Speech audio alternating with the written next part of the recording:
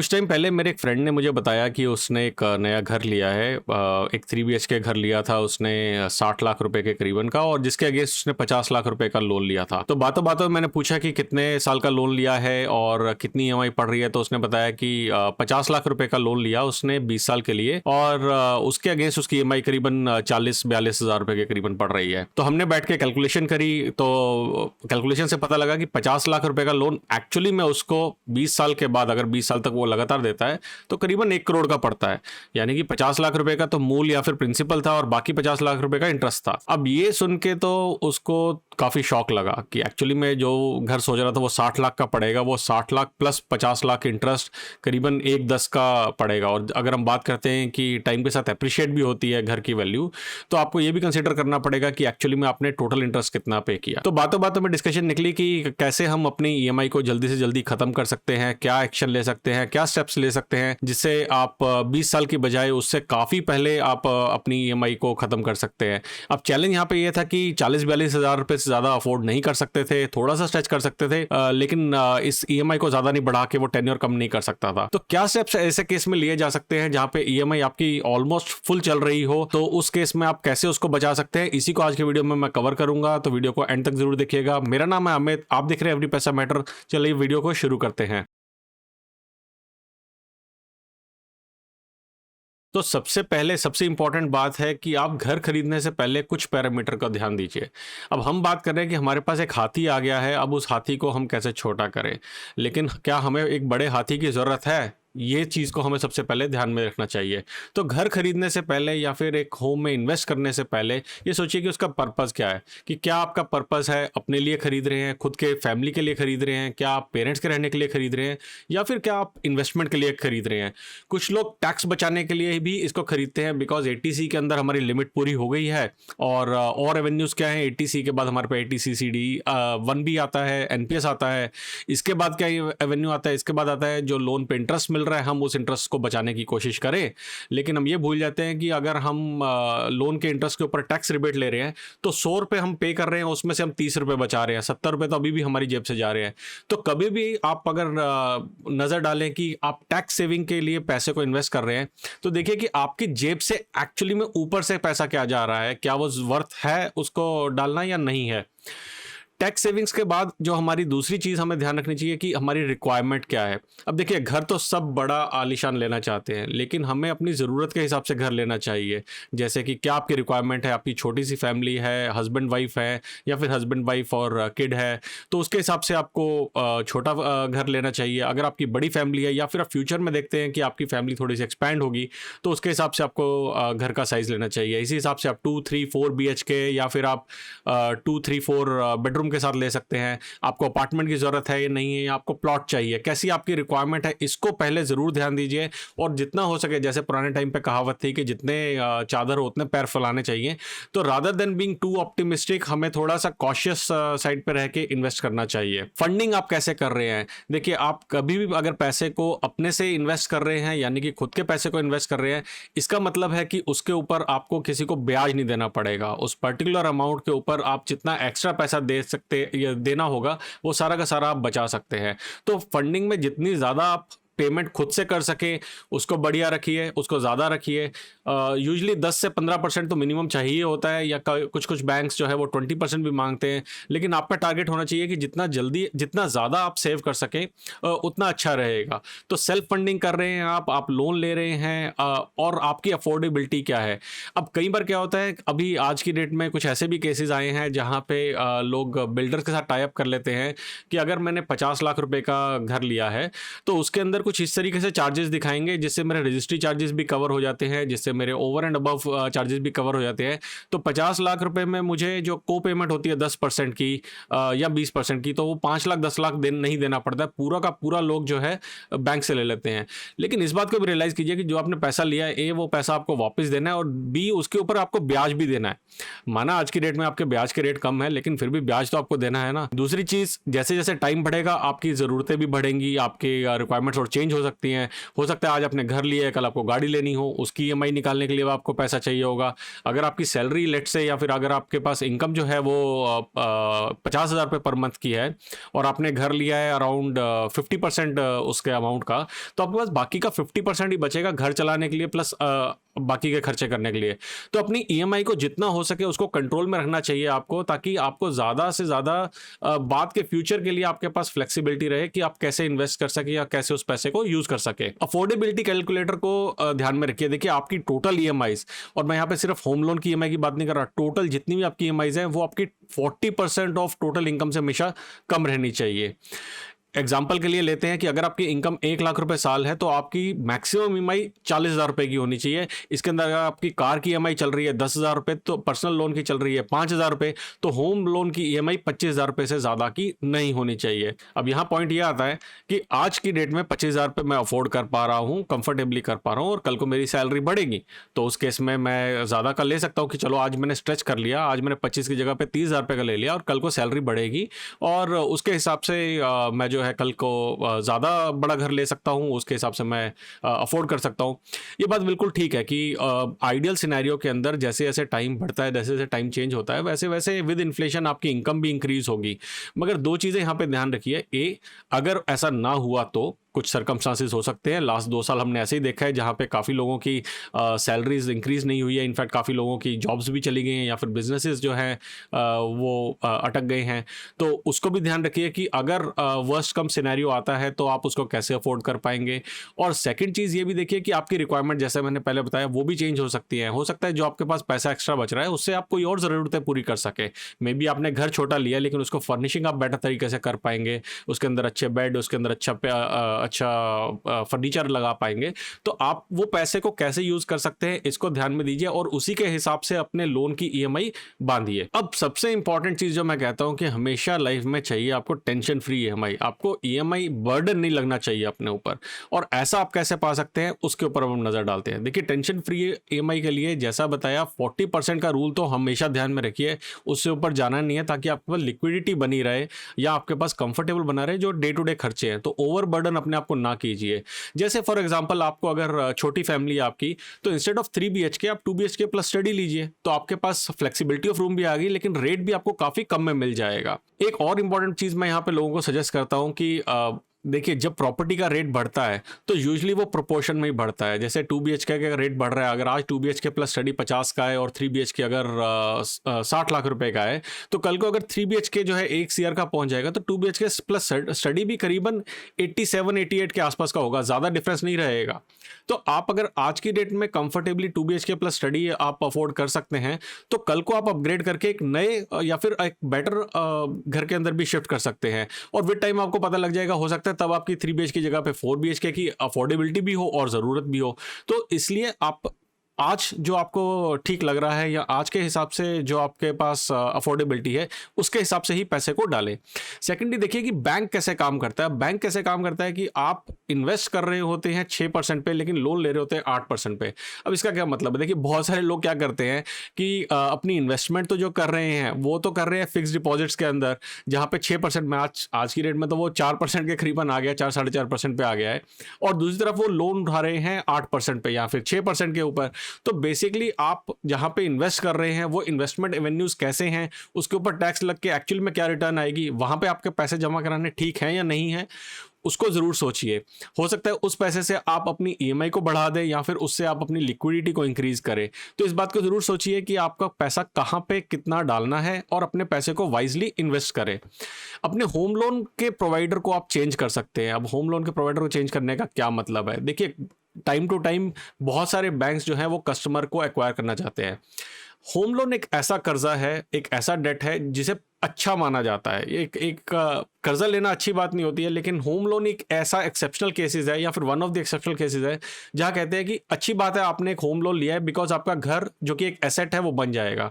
हालांकि एक डिबेटेबल चीज़ है कि एसेट क्या है और लाइबिलिटी क्या है। मैं मानता हूं कि जब तक घर आपका नहीं हुआ है, जब तक आप बैंक को पैसे पे कर रहे हैं, तब तक वो आपकी लाइबिलिटी है, बिकॉज आपके पास पैसा जा रहा है, आपसे पैसा जा रहा है।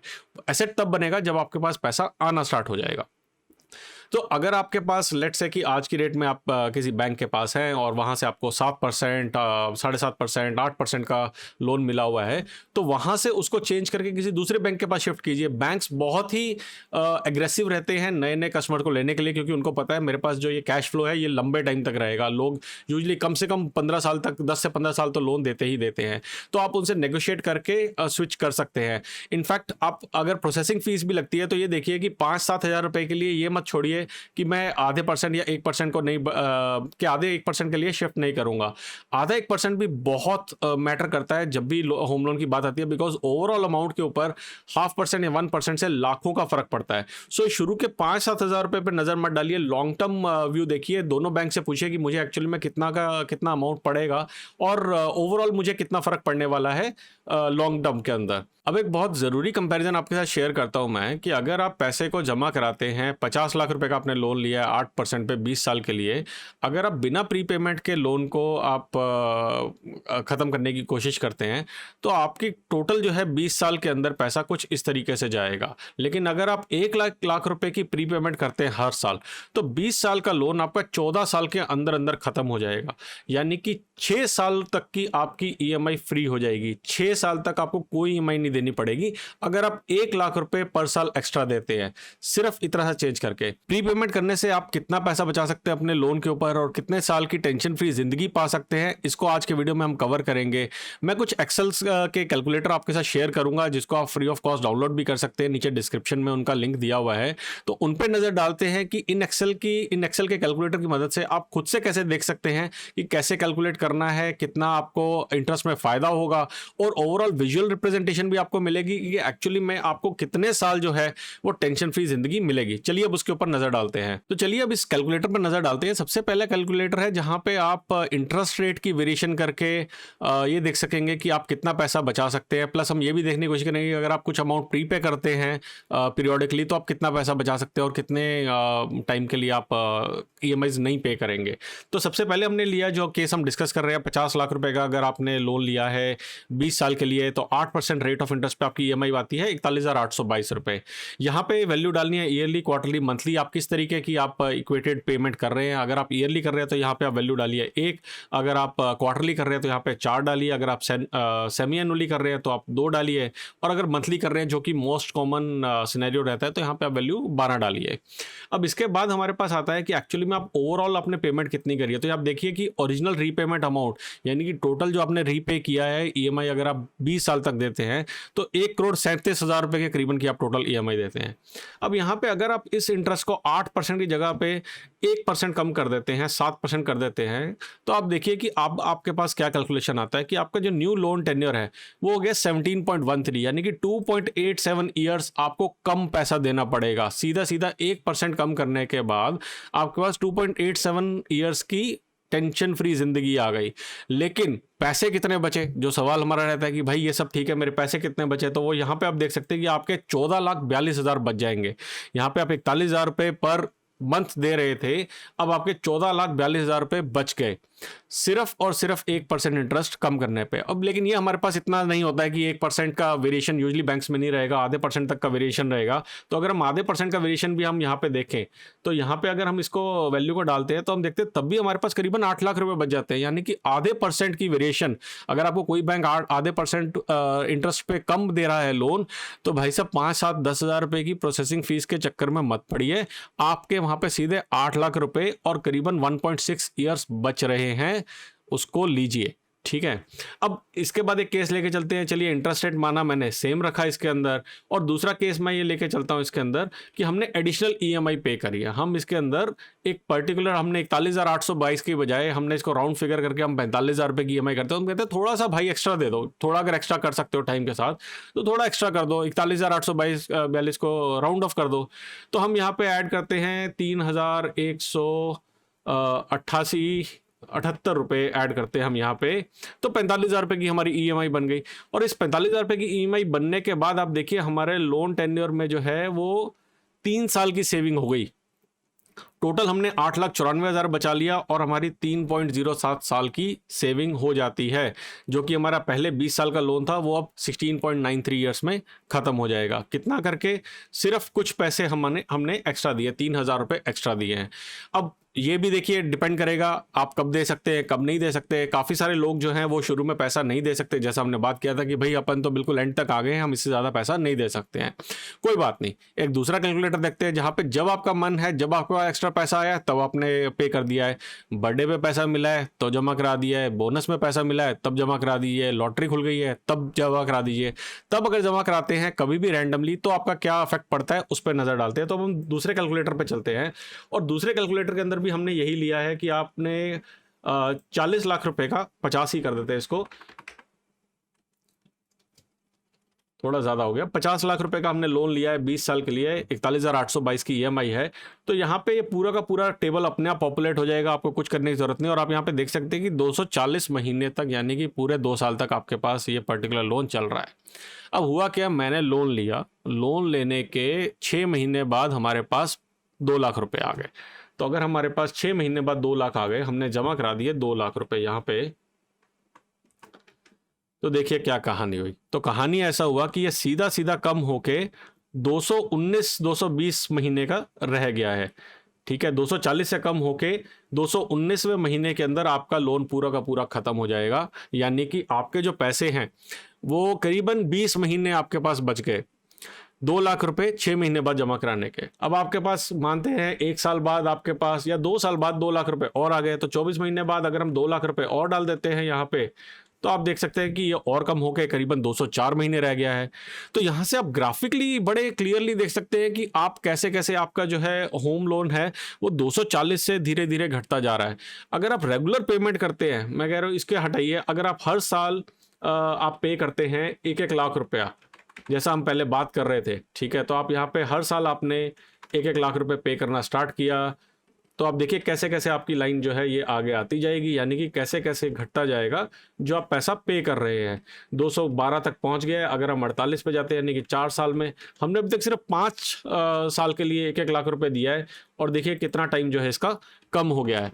तो जितना ज़्यादा आप प्री पेमेंट कर सकते हैं, ये बुलेटेड पेमेंट देखेंगे, ये लाइन उतनी ही आगे आती जाएगी, यानी कि आपका जो ड्यूरेशन है जिसके लिए आपको पैसा जमा कराना है वो कम होता जाएगा, जो कि ऑब्वियस भी है। तो बुलेट पेमेंट जो है वो एक बहुत ही इफेक्टिव मैकेनिज्म है अपने होम लोन की ईएमआई को किल करने का। तो क्या क्या चीज़ें हमने कवर करी हैं? हमने कवर किया है कि अगर आप इंटरेस्ट रेट को नेगोशिएट कर सकते हैं, या कोई बैंक आपको इंटरेस्ट रेट नेगोशिएट करके कम दे रहा है, उसको ज़रूर लीजिए। अगर हो सके, पॉसिबल है, तो अपने ईएमआई को जो है कम करने की, अपने ईएमआई को बढ़ाने की कोशिश कीजिए, ताकि आपका टेन्योर जो है कम हो जाए। हो सकता है आज आपने ईएमआई आपकी बराबर थी, आपकी पूरी थी, आप ज़्यादा नहीं अफोर्ड कर पा रहे थे, कल आपकी पैसे बढ़े हैं, अब आप ज़्यादा पैसे अफोर्ड कर पा रहे हैं, तो अपनी ईएमआई को बढ़ाइए। हर साल जैसे जैसे आपकी सैलरी इंक्रीज़ होती है, जैसे जैसे आपकी बिजनेस इनकम इंक्रीज़ होती है, तो उसी हिसाब से अपनी खर्चों को भी कम कीजिए, और उस हिसाब से अपने जो आउटगोइंग ईएमआईज़ हैं उनको किल कीजिए। बहुत आसान है इसको किल करना। मैंने 3 साल में अपनी ईएमआई ख़त्म की थी, जब मुझे पता लगा कि भाई कितना इंटरेस्ट जाने वाला है। इसका वीडियो ऊपर आप देख सकते हैं, यहाँ पे आ रहा होगा, वहाँ से आप चेक कर सकते हैं मैंने कैसे 3 साल के अंदर अपने होम लोन की ईएमआई ख़त्म की थी, और आप भी बड़े आराम से ईएमआई अपने होम लोन की ख़त्म कर सकते हैं। इस चक्कर में मत पड़िए कि इंटरेस्ट रेट कम है उसका हमें फ़ायदा मिलेगा। तब उन लोगों के लिए फ़ायदा हो सकता है जिन लोगों को इन्वेस्टमेंट पता है कि मैं पैसा यहाँ से निकाल लूँगा, या फिर लेट से कि मेरे को 6% पे अभी रेट ऑफ इंटरेस्ट मिला है, मेरे पास पैसा एक्स्ट्रा पड़ा है, तो मैं होम लोन पे करने के बजाय इस पैसे को जो है मैं कहीं इन्वेस्ट कर देता हूँ, उस पैसे को मैं ज़्यादा बढ़ा पाऊँगा। तो आप ज़रूर उस एवेन्यू में डालिए, लेकिन उसका एक रिस्क असेस कर लीजिए कि क्या आपको रिटर्न उतनी मिल पाएगी, या अगर वो पैसा उस टाइम पर ना मिल पाया, जब यहाँ पर इंटरेस्ट रेट बढ़ गया, तब क्या होगा। करंटली तो इंटरेस्ट रेट सबसे कम चल रहे हैं, लेकिन ऐसा टाइम ज़्यादा देर तक रहेगा नहीं। तो अपनी पॉकेट जितनी अलाउ करती है उसके हिसाब से इन्वेस्ट करें, मैक्सिमम में जाने की कोशिश ना करें, और जितना हो सके अपने खर्चों को लिमिट करने की कोशिश करें। जाने से पहले एक बोनस टिप आपको देके जाता हूं कि काफ़ी बैंक्स आज की डेट में ओवरड्राफ्ट अकाउंट टाइप के लोन भी आपको देते हैं, यानी कि कुछ इस तरीके के लोन जहां पे आप अपना एक्स्ट्रा पैसा अगर जमा कराएंगे तो आपका जो इंटरेस्ट रेट है वो काफ़ी कम हो जाएगा, यानी कि आपके पास जो एक्स्ट्रा पैसा आया वो लिक्विड फॉर्म में वहां पे पड़ा रहेगा। अगर आपको ज़रूरत पड़ी पैसे की तो आप वापस निकाल सकते हैं, और अगर ज़रूरत नहीं है तो पैसा जमा करा सकते हैं। जैसे कि मान लेते हैं आपका लोन 50 लाख रुपए का है और आपका 20 लाख रुपए का लिक्विड कैश इकट्ठा हो गया है, तो आप बैंक में 20 लाख रुपए अगर जमा कराएंगे इस अकाउंट के अंदर, ओवरड्राफ्ट अकाउंट के अंदर, तो आपका जो इंटरेस्ट है वो सिर्फ 30 लाख रुपए के ऊपर लगेगा। इस 20 लाख रुपए के ऊपर कोई इंटरेस्ट नहीं लगेगा। हाँ, ये ज़रूर पहलू है कि इस 20 लाख रुपए के ऊपर जो आपका प्रॉफिट हो सकता था या फिर आपको जो इंटरेस्ट मिल सकता था वो मिस हो जाएगा, लेकिन जो आपका 8% के करीबन का जो इंटरेस्ट लगना था वो आपका बच जाएगा। तो आप इस तरीके के अकाउंट में भी इस पैसे को डाल सकते हैं। और अगर आप इसमें से पैसा निकालते हैं, मानिए 20 में से मैंने 10 लाख रुपए निकाल लिए हैं, तो उस केस में मेरी लिक्विडिटी की रिक्वायरमेंट पूरी हो गई, लेकिन दूसरी तरफ मेरा जो इंटरेस्ट है अब 40 लाख रुपए पे लगना स्टार्ट हो जाएगा। तो SBI, city bank, standard chartered 3 ऐसे बैंक हैं जो इस तरीके का लोन अवेल कराते हैं। आप वहाँ पे जाके इस तरीके के लोन के बारे में भी पता कर सकते हैं और नेगोशिएट कर सकते हैं उनसे इस लोन को लेने के लिए। तो आई होप ये जानकारी आपको यूजफुल लगेगी। अगर आपको वीडियो पसंद आया तो लाइक पे क्लिक करना ना भूलें, सब्सक्राइब करें मेरे चैनल को, और कमेंट सेक्शन में मुझे ज़रूर बताएं कि क्या आपके सुझाव या फिर आपके सवाल हैं। जल्दी आएंगे एक और वीडियो लेके, तब तक के लिए बचाते रहें, कमाते रहें, बिकॉज एवरी पैसा मैटर्स।